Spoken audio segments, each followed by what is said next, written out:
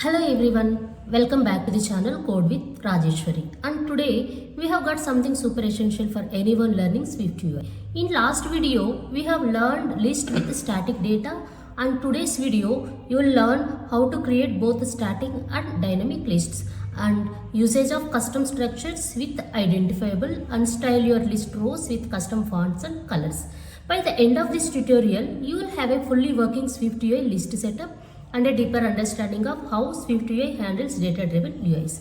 So grab your xcode and let's start building something useful. We'll build an application that shows a static list of actions and the second a dynamic list of students with names and grades. First, we define a simple data model for our app.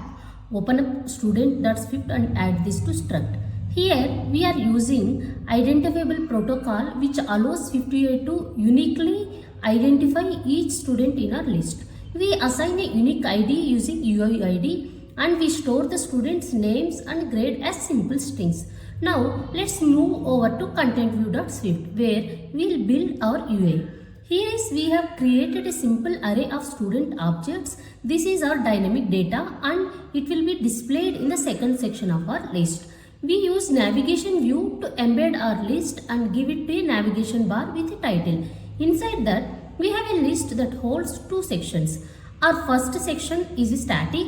It doesn't change, it just displays three options: view profile, settings and logout. Each text is styled with pink color for a title, visual pop-up, and we have added a header called options.